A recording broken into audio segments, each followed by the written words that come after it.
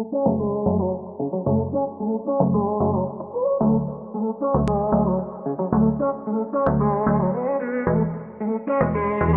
I am Dr. Pamela Larde, and this is The Joy Whisperer, where we explore the practice and the science of joy as a catalyst to our resilience, our relationships, our restoration, and our resistance. Today, we are talking about safety as a superpower. Now, I know we haven't really thought about safety in that way, but I would love to impart some of that to you with 3 truths for today. So today's truth number 1 is that safety is a basic human need. Truth number 2, when we are safe, our voices are elevated and we are free to speak. And truth number 3, when we are safe, we actually grow. So I want you to tune in today, get ready, take notes, and let the joy whispering begin. Most of my family, they never graduated high school or even let alone go to college, so I'm trying to break that barrier. Every day after work, went straight to school, studied hard, and it paid off. I could not have done it alone. I see the future is really bright for me. The high school diploma is just added to the confidence, and now I feel unstoppable. Find free adult education classes near you at finishyourdiploma.org. My Shiro doesn't always wear a cape, but she always has time for a hug, a smile, for going the extra mile. My Shiro stretches every dollar, puts in long hours, puts others first. But now it's your time, Mom. When you're ready to retire, we want you to be able to enjoy it. It's time to start saving now. A free 3-minute online chat can give you the personalized tips you need to start boosting your retirement savings today. Visit aceyourretirement.org/Shiro. Honey, what I think you need is a socket wrench. I played JV basketball. I'm sorry. I don't think it looks right. This is good, and it's all good, baby. Is it really all good?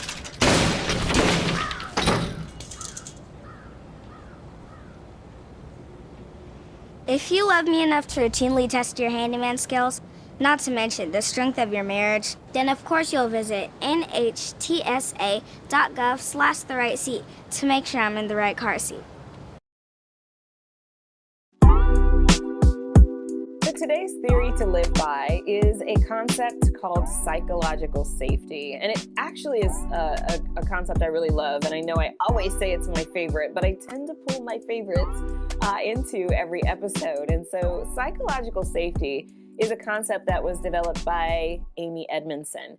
And it was really well described by Kahn in 1990. And it says, by definition, that it is being able to employ one's own self and to just be in a particular setting, in a particular environment, without fear of negative consequences of their self-image, of their status, of their career. So in other words, you can fully be yourself 100% without backlash, without criticism. And as we take it a little bit further, Blue EQ research team came up with 4 quadrants. And basically this is the 4 different ways that we really exercise psychological safety. And number 1 is learner safety. And so that means we are free to ask questions. We are free to really dig a little bit deeper to make sure that we understand exactly what's going on without backlash. The other one is challenger safety. So this means that if we don't agree with something in a particular setting, it is safe for us to verbalize that and to express the fact that we don't agree. The third one is collaborator safety. So it means that we can work together in harmony and there is nobody trying to dominate the other. We're both equally contributing to the project. And then number 4 is inclusion safety. And that means that I am valued in all of the different identities that I may have, the different points of view. And what I love about this theory is that it applies to the workplace, but also to our personal lives. It's time to tag a friend in this conversation. How do I know when I'm safe in someone's presence? Well, I pay attention to energy. I pay attention to whether or not a person is listening to respond or if they're listening to hear what I'm saying. So feel like I'm safe, in someone's presence when I'm allowed those freedoms to express myself and to articulate my thoughts and my emotions on whatever the topic may be without feeling like I'll be attacked, criticized, ostracized, or canceled, in today's culture. So that's when I know I'm in the presence of someone that's safe.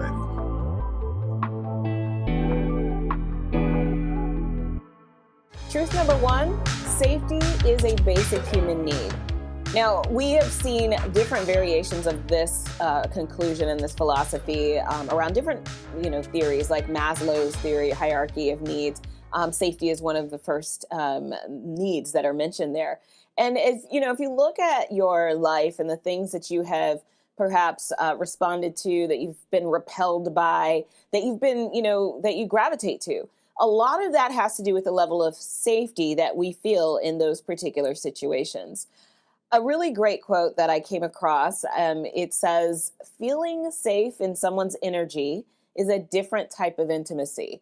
That feeling of peace and protection is really underrated. And I believe that wholeheartedly. I think that we look at some of the outward material things. We look at, perhaps whether or not somebody has made it to certain levels of success. We might look at the businesses that they've built, the life that they've created for themselves, and we think that those are the things that matter the most. And sure, those things matter, those things are important, but if we don't feel safe in any of those environments, and in none of those contexts are we comfortable with really truly being who we are, then that is not an ideal environment. That's not an environment that's going to enable us to thrive. So understanding safety, and as I mentioned with psychological safety, understanding that safety is really about us being able to just be free, let our hair down, let our hair up, and just to really allow ourselves to bask in that freedom and to bask in that safety.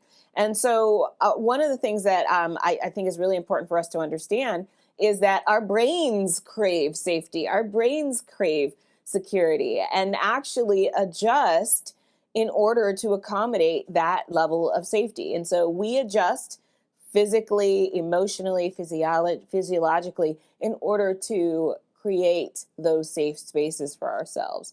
So looking at the research of Zhang and Associates, and this comes from 2016, they look at how, our safety needs are really kind of broken down into three distinct categories. And number one is that personal safety.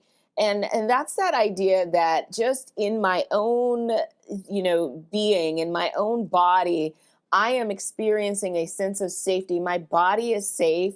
My mentality is safe. And so just making sure that there are no immediate dangers that are around me, but that also that don't inhibit who I am, that allows me to just really freely express myself in this body based on who I am.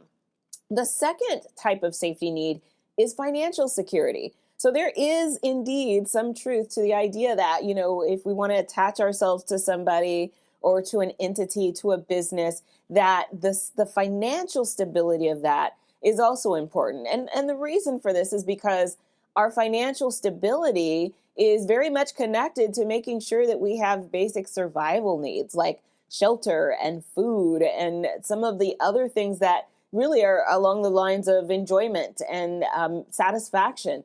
And without the financial security, without that safety, we are then left to try to figure it out, scrounge, struggle, hustle, just to meet our basic needs. And so that idea of financial safety, as much as we might like to scoff at it and say, oh, that's just a surface level thing.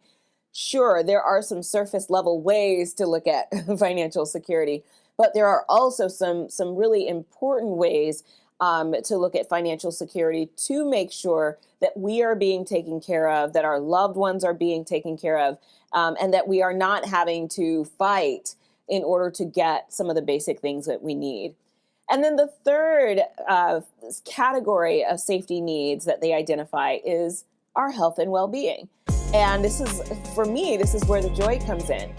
And this is our ability to make sure that we are in good health, that our mindsets are good, that we are engaging in relationships that help build us up rather than relationships that break us down. And so our health and well-being as a form of safety is going to be a form of safety that we are going to use to protect ourselves from negativity, from bringing our spirits down, from tearing down our self-esteem. Safety, worrying is the major reason for mental disorders. And when we make sure that we're safe, we protect ourselves from that. You have to actually understand this on an even deeper level than that. For Black women, we just watched confirmation hearings with Judge Ketanji Brown Jackson, right? We just saw everything that she went through, saw how she was, really lambasted in the public eye. And we saw all the things that she had to deal with. And she was, she was often lauded for keeping cool and collector. Because I saw what Tiffany Haddish said as well, where she said that she felt very encouraged, if you will, by the fact that Will Smith in this very public setting was standing up for his Black wife. Right. And that's a protection that Black women often aren't afforded. Now, I know we all understand that safety is a basic human need, but I don't know if we understand how our behaviors are tied to that need. More of the Joy Whisperer coming up.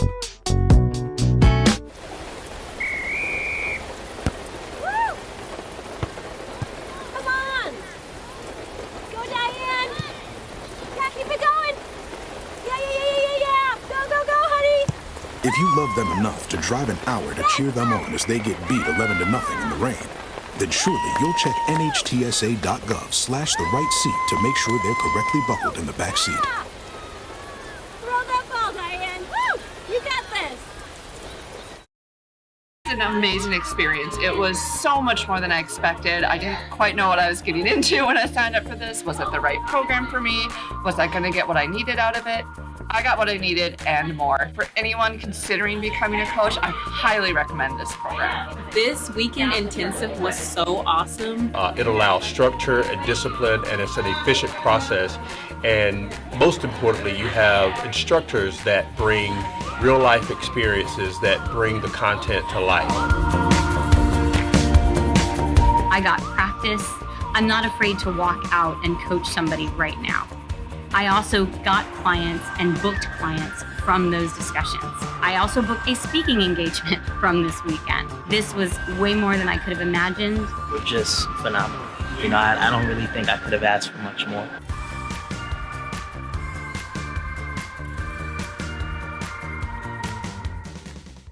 My Shiro doesn't always wear a cape, but she always has time for a hug, a smile, for going the extra mile. My Shiro stretches every dollar, puts in long hours, puts others first. But now it's your time, Mom. When you're ready to retire, we want you to be able to enjoy it. It's time to start saving now. A free 3-minute online chat can give you the personalized tips you need to start boosting your retirement savings today. Visit aceyourretirement.org/Shiro.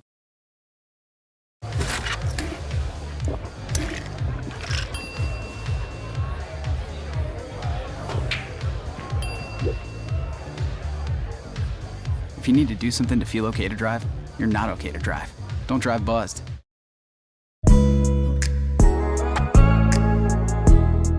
Now, earlier I mentioned safety worrying, and this is really just that we're constantly worried about our safety, and we don't have really a sense of security or stability. We're always on edge in some way, shape, or form. Well, as it turns out, safety worrying is a major reason for mental disorders such as anxiety, phobias, depression, and PTSD. So if you're ever wondering why you may be struggling with some of these things, it might be good to get to the root of whether or not you feel safe and really looking at the different environments that you're a part of to determine whether or not those environments are safe as well. Now, if you're a leader and you are somebody who is really the curator of a particular culture within a work environment, for example, it's really important to think about what you're creating for the people that are on your team and within your environment. Are they in a place where they are consistently worrying about their safety? Again, safety worrying does lead to certain forms of mental disorders. And so what are you breeding in your environments when people are having to worry about their safety and their security? Let's also think about this from the standpoint of relationships that we're in. Some of the behaviors that we see come about in relationships that might come in the form of insecurities or hypervigilance or being really controlling over another person. In a lot of ways, that is rooted in fear. And while it may seem that it is, the dominance that may come with these behaviors might not point to fear in any way, shape, or form, there is indeed some level of fear that is the root of some of this behavior.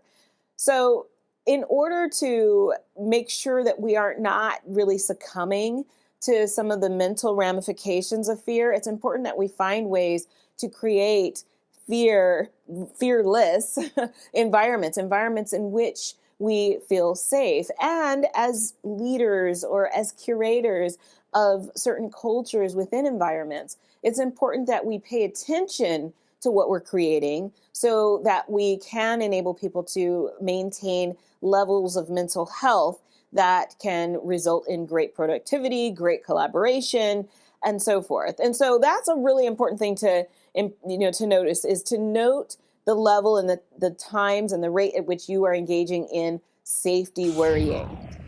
Now, when we experience safety, we begin to require safety. So once we get a feel of what that looks like, what that tastes like, we tend to start requiring that everywhere we go. So when we have a really good relationship, for example, in which we felt safe, we can 100% be ourselves, and there's no fear of saying or doing the wrong thing. We're not walking on eggshells.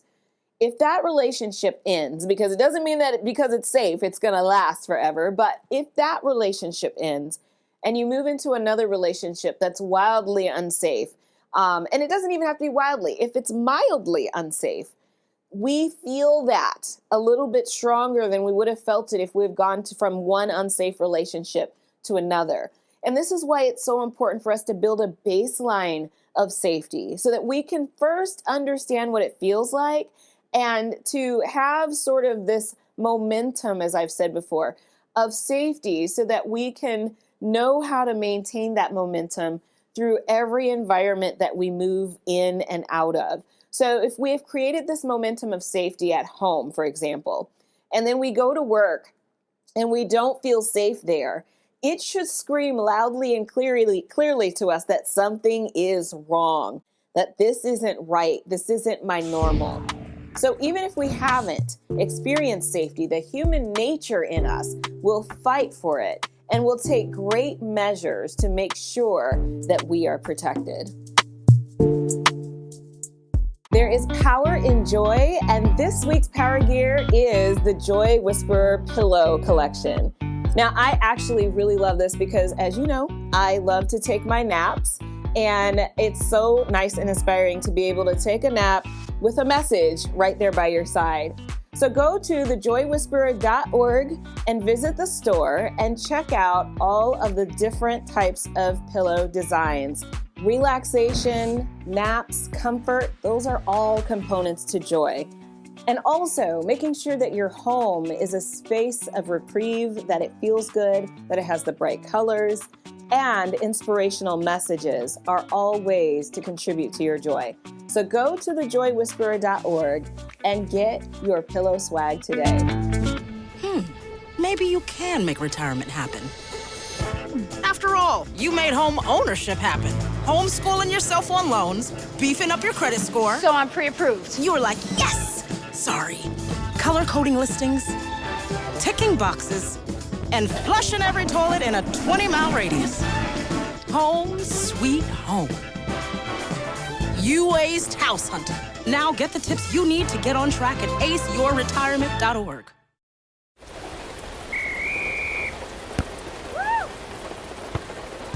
Come on! Go, Diane! Yeah, keep it going! Yeah! Go, honey! If you love them enough to drive an hour to cheer them on as they get beat 11-0 in the rain, then surely you'll check nhtsa.gov/the right seat to make sure they're correctly buckled in the back seat. Throw that ball, Diane. Woo! You got this. STEM is the discipline of hard numbers, precise, no margin for error. Dare to forget that. Dare to have fun with it. Get weird with it. Dare to get messy, or just mess it up. Dare to program something internet-breaking, record-breaking. Dare to blow their minds. Dare to try. Dare to fail. Dare to keep daring. Dare to learn the difference between organic, sedimentary, and non-foliated metamorphic rock. Get outside, find those rocks. Dare to be homeroom famous, a high school fable. Dare to send those old STEM theories flying past the neighbor's house into outer space. And for the love of STEM, dare bigger. Dare to code, dare to invent, dare to explore, dare to STEM. Check out She Can STEM to get started. It's time to tag a friend in this conversation. I was asked, how does work performance change when you know you're in a safe environment? I think that actually comes from the concept of psychological safety, and that's really where a workplace where one feels that one's voice is welcome, welcome with bad news, questions, concerns, half-baked ideas, good news, even mistakes. People should feel like they can ask questions, raise concerns, pitch ideas, and do all of it without undue repercussions. It's a concept that's really valuable now as people come back into the workplace, back into the work environment. When we are safe, our voices are elevated. In other words, we are free to speak up. Now, I know just personally, having been in several situations in which it just doesn't feel safe to use my voice, the importance of this idea that being safe is not just a thing where, we're safe and it's all good, but it's also, it's safe and we can elevate ourselves and we can grow and we can become truly a part of the environment because our voice matters, because we are a part of the mix. And I know that just in considering our personal relationships that we're a part of, as well as the work environments that we're a part of, it makes a huge difference when we are free to express our needs. So let's take the context of marriage, for example, and I'd like to bring in that idea of challenger safety that I talked about when I looked at the psychological safety theory. If challenger safety basically says that we can do a few things. It means that we can challenge the status quo. And if we think about that from the standpoint of marriage or relationship, for example, one of the things that I guess I'm very passionate about is that the status quo for relationships, in this country, in the Western world, in our environments are nice and fitting for, if we're speaking in general. But when it comes down to what we really need as individuals in terms of the time that we're going to spend together, in terms of the design of our relationship, in terms of what we believe about holidays and celebrations and travel and so forth, there may be a status quo, an expectation around that. But what's more important is, what do we want as a couple? How are we going to design our own relationship?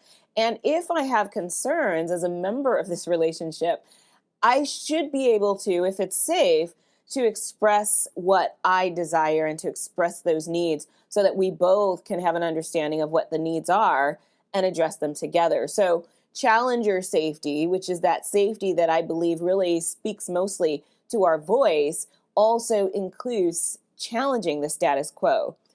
The other one is being able to speak up and express ideas. And so if there are certain things that I want to do, and now let's move this to the workplace, and we're coming up with this great plan and this great strategy that we want to unveil in 2023, for example. But there are elements of it that I'm kind of seeing that I say, it'd be really nice if we included, let's say, more diversity as we're exploring speakers, or as we are looking at different readings that we want to make available. How about we integrate the voices of women or the voices of people who have more Eastern perspectives to life?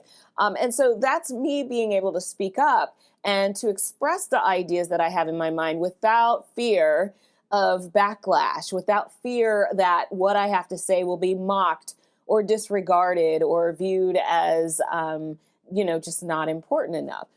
So that's the third one on challenger safety. Looking at also being able to identify changes. And so let's go back to the relationship. If I'm in my relationship and I start to notice that there's some real changes going on and I don't feel good about them, in a safe complex text, I should be able to express that. I am sensing X, Y, or Z. I don't know that we communicate the way that we used to communicate, and it concerns me.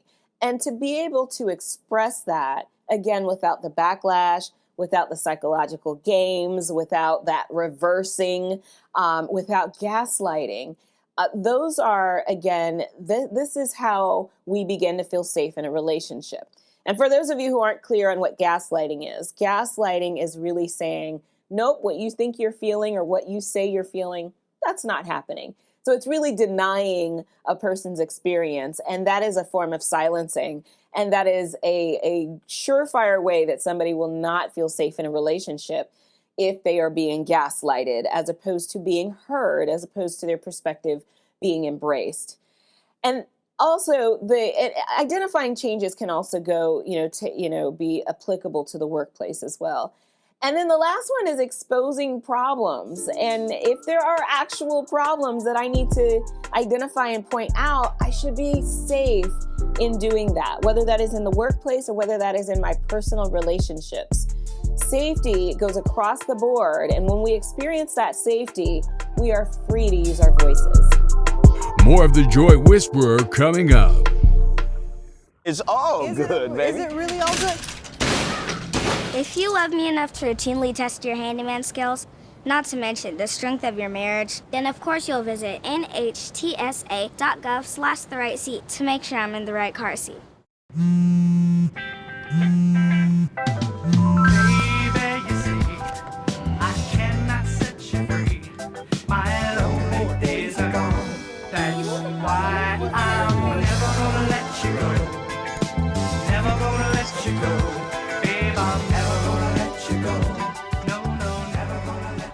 Here you go. Thank you. Thank you.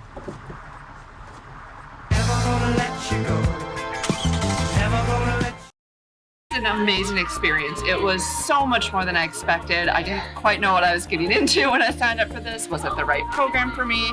Was I going to get what I needed out of it?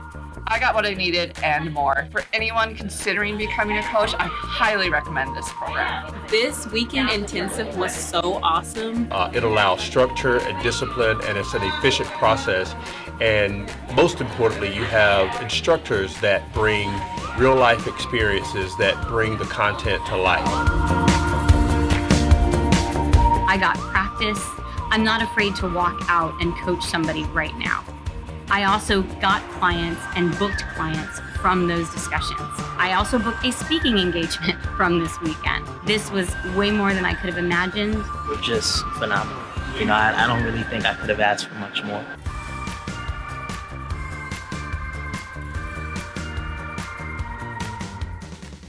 This week's Whisper in My Ear asks, what is the most important trait to consider in a marriage partner? I bet you know what mine might be. When we come back, I'll share my thoughts. Most of my family, they never graduated high school or even let alone go to college, so I'm trying to break that barrier. Every day after work, went straight to school, studied hard, and it paid off. I could not have done it alone. I see the future is really bright for me. The high school diploma is just added to the confidence, and now I feel unstoppable. Find free adult education classes near you at finishyourdiploma.org. When we learn the power of our voice, we actually get really good at using it. We know how to use it, when to use it, the inflections that we need to have, And I really have personally learned by practice in, what's the best way, what's the best method in using my voice. Now, I want to share a little bit of research that shows the different ways that we can use our voices. And it's the work of Belenke and Associates, and it's called Women's Ways of Knowing. But this actually applies not only to women, but really to all of us. And I really like the way that it's laid out because it identifies 5 different ways of knowing. And it really kind of brings it all together. And so the first level is silence. And that is just like it sounds. We don't recognize our own ability to use our voice. Well, we may recognize it, but we don't always use it. And so that is the choice of remaining silent in particular situations. And so silence meaning I am going to allow the other voices that are in the room to be amplified, and I will just be silent. Number 2 is received knowledge. And this is that idea that I am going to speak based on the knowledge that I've received, based on what I've been taught. What have the experts said? What did my parents tell me? What is the stance of the pastor? What are some of the points of view that come across in books that I've read? So really looking at all of the different points of view except your own. So it's that received knowledge that informs the way that you choose to voice yourself in that particular situation. The third one is subjective knowledge. This is really interesting because it doesn't sound like what it is. And so this idea of subjective knowledge, it really speaks to our emotions. How are we feeling in the moment, and how do we voice that? And in some cases, we may scream. We may shout and lament, and then we also might be joyful. But it is rooted in the emotion that we're feeling in that particular moment. And so that subjective knowledge is actually the knowledge and the voice that comes from within ourselves. And so this is the first level where we start seeing our voice and us expressing ourselves. The fourth one is procedural knowledge. And so this is really a more strategic way of using your voice. It's paying attention to all of the things that are happening around you and then deciding how you're going to respond accordingly. It may be, I'm going to use my strategy to wisely respond. The Supreme Court Justice hearings, Ketanji Brown is answering questions around her philosophies, her experience, and many of which are, as we know, ridiculous questions. And what I am seeing her do in that process is be very procedural. She is not responding in a subjective manner with her emotion, and I'm sure there's a lot going on as she's going through this process, but she's being very procedural through this process. She is reading the room, she is understanding where she is, and she is responding strategically to the questions she's being asked. So that was number 4.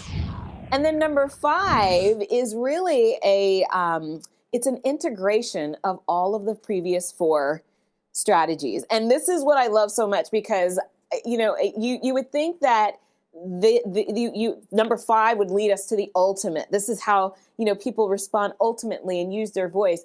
But really what the ultimate is the wisdom to know when to use which voice when. And so what it does is it makes silence actually powerful. It makes silence a practice of wisdom and strategy if we know when to use silence. So there is actually power in silence when we use it in a way that actually amplifies other voices that make your point even more so than if you were to speak in that moment. And so it also builds up this received knowledge. There's times where when other people have things to contribute, then you highlight those. And our emotion is important in moments as well as the procedural. So understanding how to use these 4 is exceptionally powerful. For this and all other research that I cite on the show, go to thejoywhisperer.org and look under episodes and you'll find the links there. It's time to tag a friend in this conversation. Feeling safe in someone's energy is a different type of intimacy. It makes you feel like it's okay to be vulnerable. You can be yourself without judgment. It's like knowing that You share each other's souls, so you know they wouldn't do anything to harm you, because that would be like harming themselves. It's a connection. You can be your weird, quirky, unusual self that allows you to live your life and love to the fullest potential, and even share that love with the world.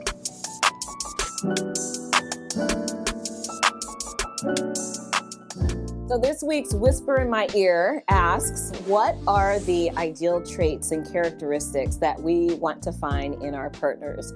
Now, there's no one answer to a question like this, but I think that it is important for us to think in a general sense, what are our values? What are the things that are really important to us personally that we really don't want to live without?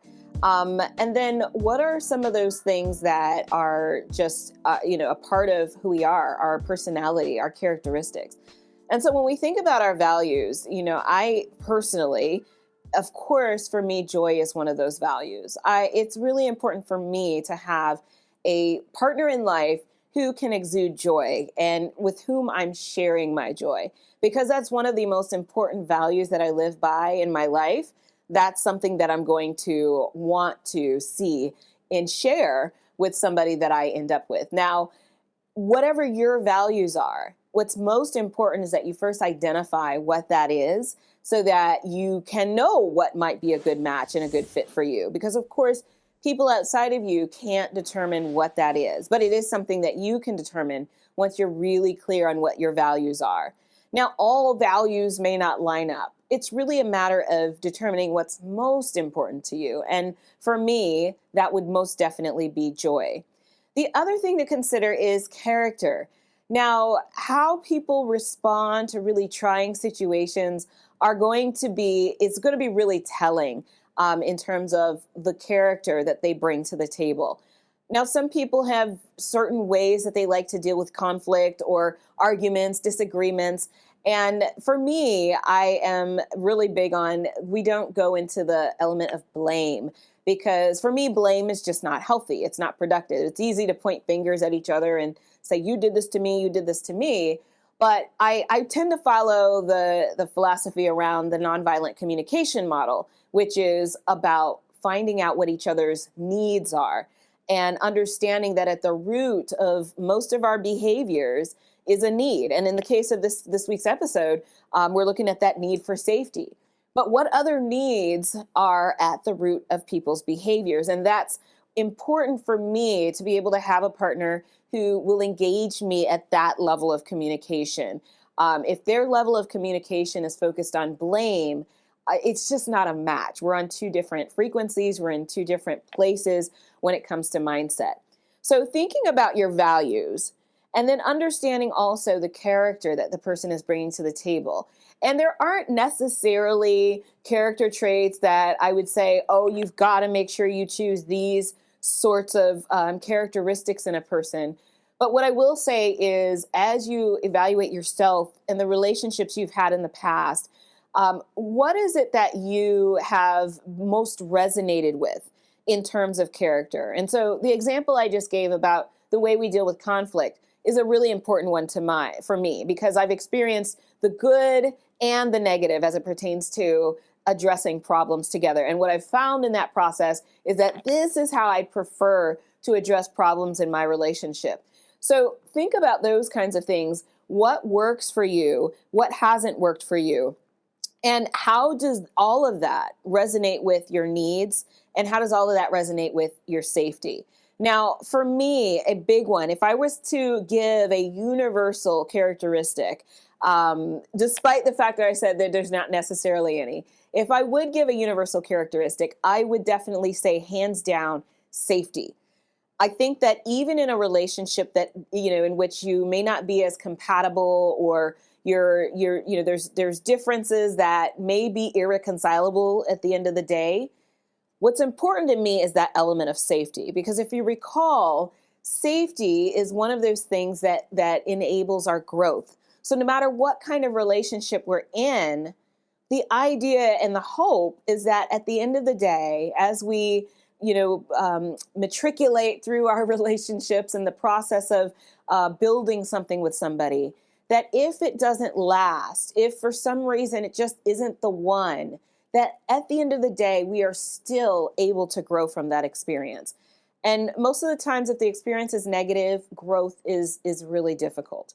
If it's dangerous, growth is really difficult. So find that safety, but also make sure the character and the values are in alignment. Focusing on our own healing and our own safety is not just selfish, it benefits generations to come. I can't wait to talk to you about this when we come back. More of the Joy Whisperer coming up. Most of my family, they never graduated high school or even let alone go to college, so I'm trying to break that barrier. Every day after work, went straight to school, studied hard, and it paid off. I could not have done it alone. I see the future is really bright for me. The high school diploma is just added to the confidence, and now I feel unstoppable. Find free adult education classes near you at finishyourdiploma.org.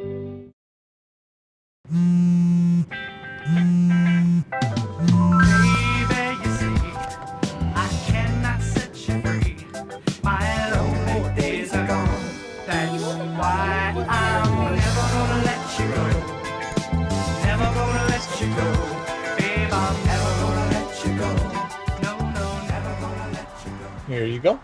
Thank you. Thank you.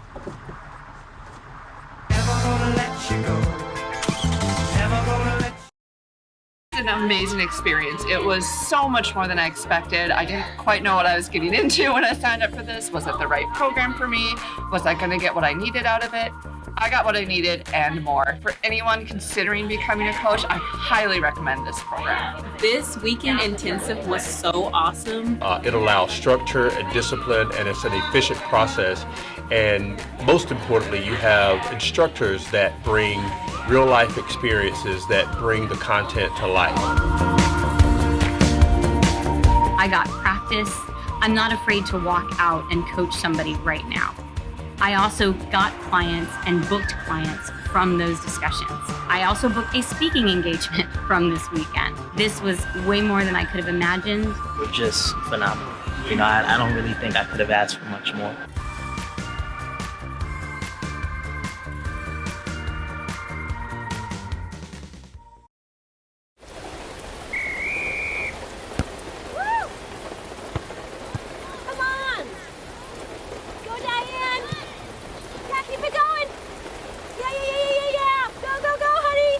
If you love them enough to drive an hour to cheer them on as they get beat 11-0 in the rain, then surely you'll check nhtsa.gov/the right seat to make sure they're correctly buckled in the back seat.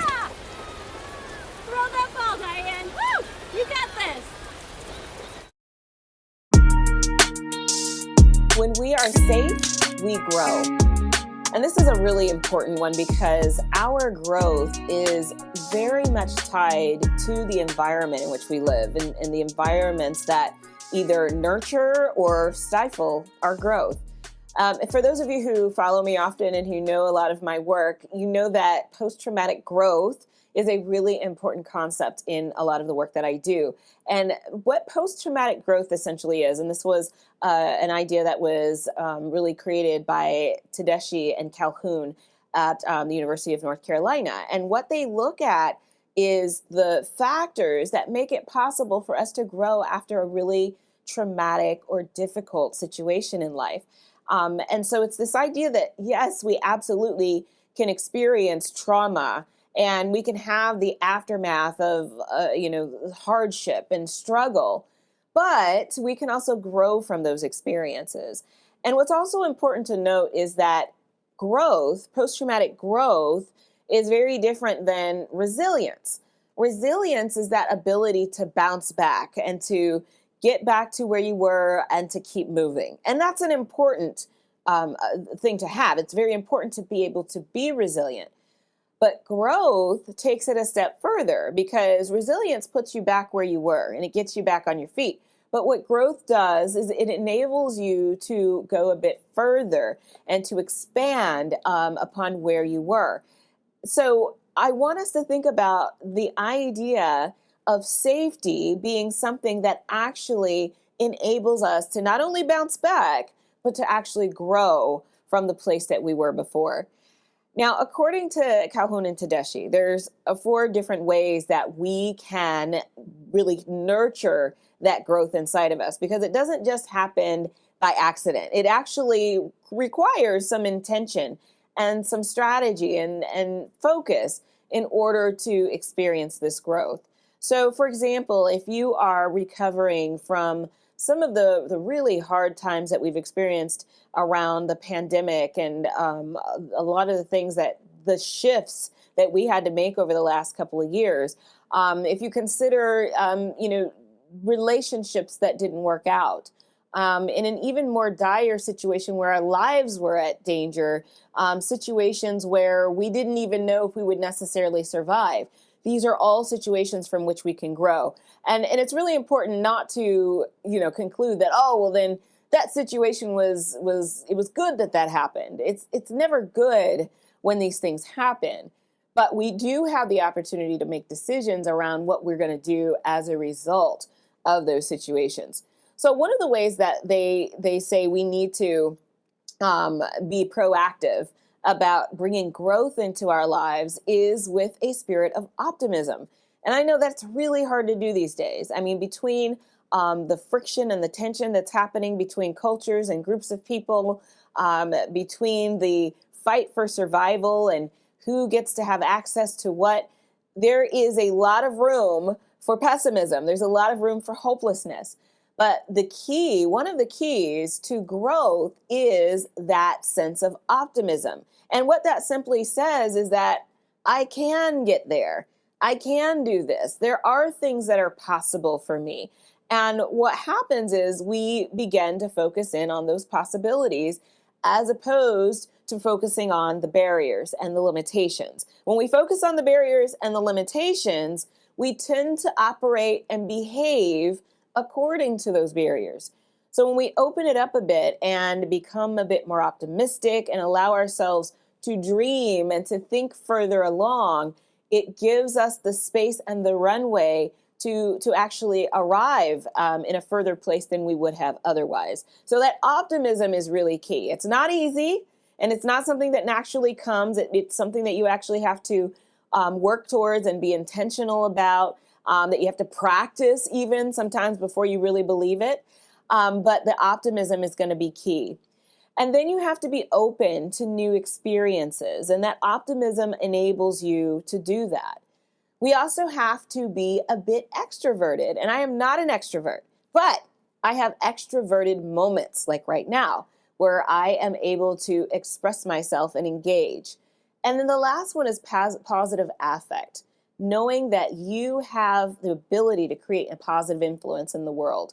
When we do those and we operate in those mindsets, we are able to experience growth. I'm reminded of a profound quote by writer Anne Lamott. And in it, she says, the most profound thing we can offer our children is our own healing. And that is so true. And often when I talk about this idea of safety and protection and self-elevation and just making sure that we are healthy, there is often some backlash about the idea that this might be a selfish act and that we're so self-absorbed and we're only thinking about ourselves.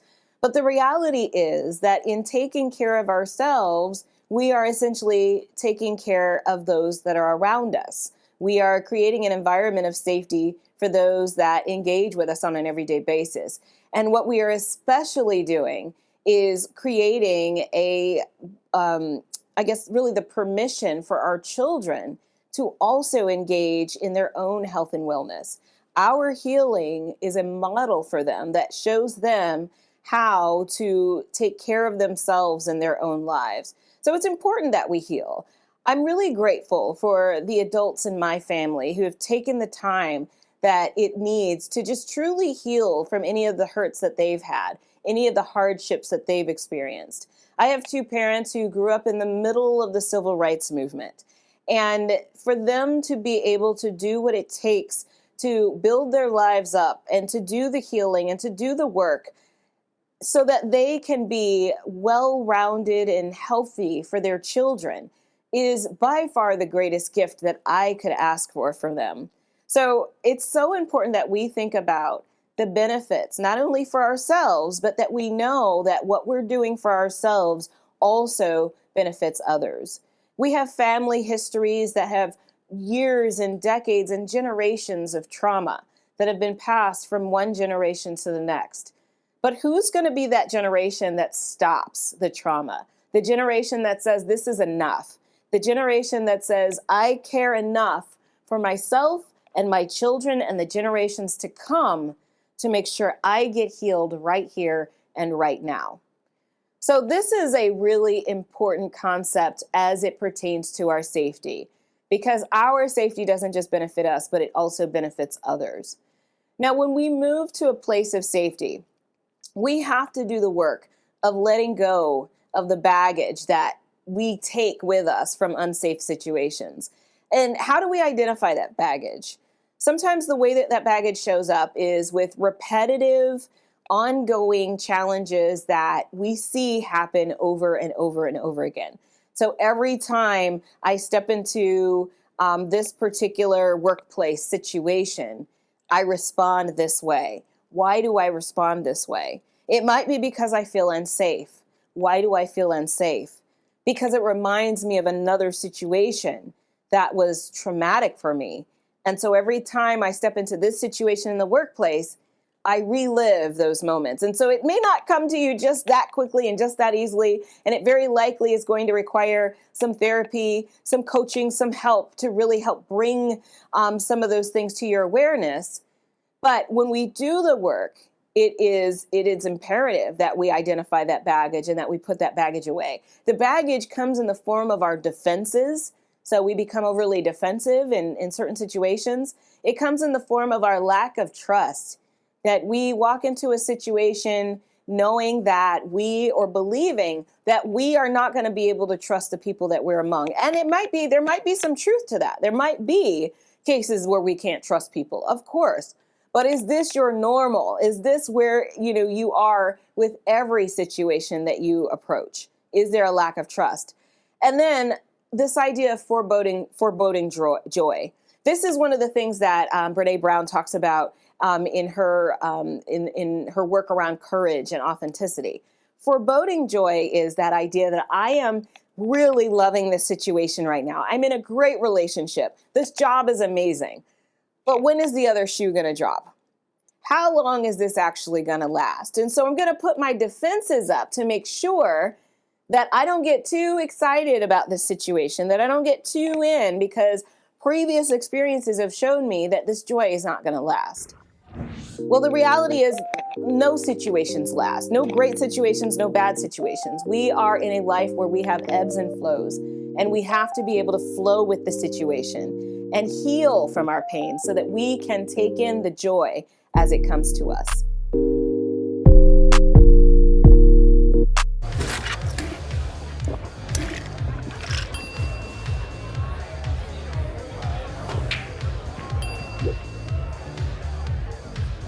If you need to do something to feel okay to drive, you're not okay to drive. Don't drive buzzed. It's all good, baby. Is it really all good?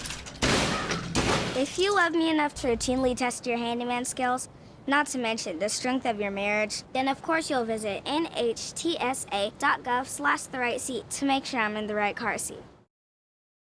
My Shiro doesn't always wear a cape, but she always has time for a hug, a smile, for going the extra mile.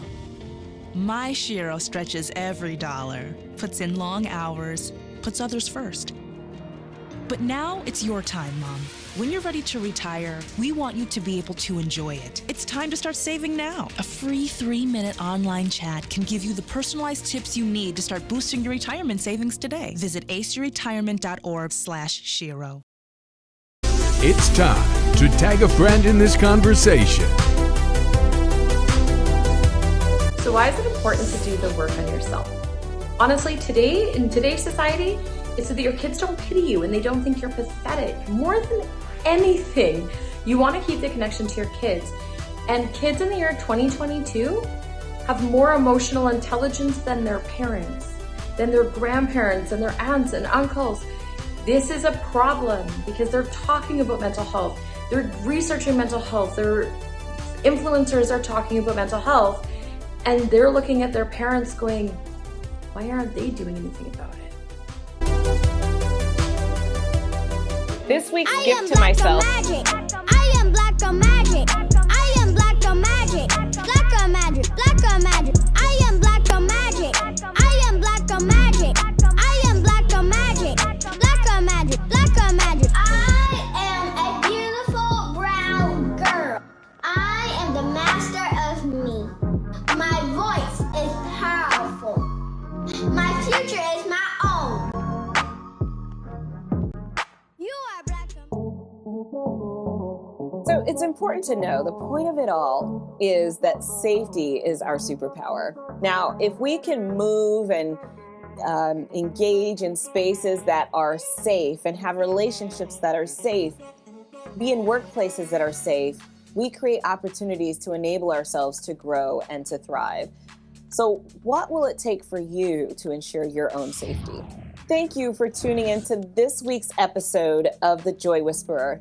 Be sure to join the conversation all week long on my social media pages on either LinkedIn or Instagram. Also, tune in to SSN TV via Roku every Thursday at noon Eastern Time. Remember, joy is our best energy source for our resilience, our relationships, our resistance, and our restoration. Have an awesome week. Because I saw what Tiffany Haddish said as well, where she said that she felt very encouraged, if you will, by the fact that Will Smith in this very public setting was standing up for his black wife. I want to know how you felt about it. Would you want your husband to do that for you if you was clearly hurt? I mean, they put her face up on the screen. He looked over at his wife. She was hurt. What would you want? Right. And that's a protection that black women often aren't afforded.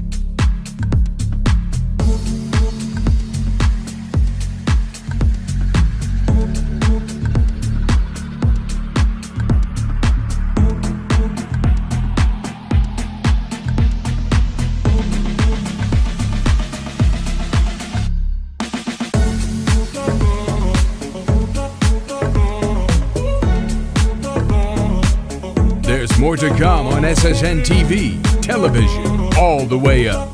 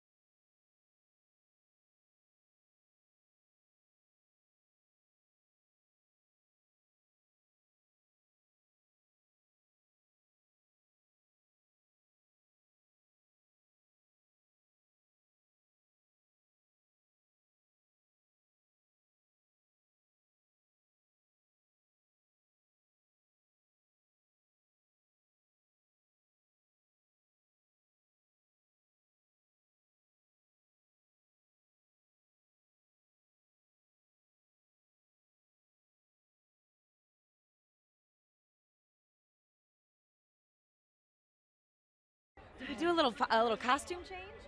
I'm not wearing a costume. I'm wearing Dolce & Gabbana. It's called an evening gown, darling.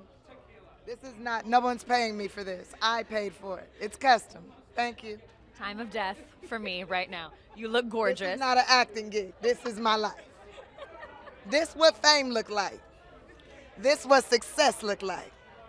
This what money look like. This what it look like. It's what it look like.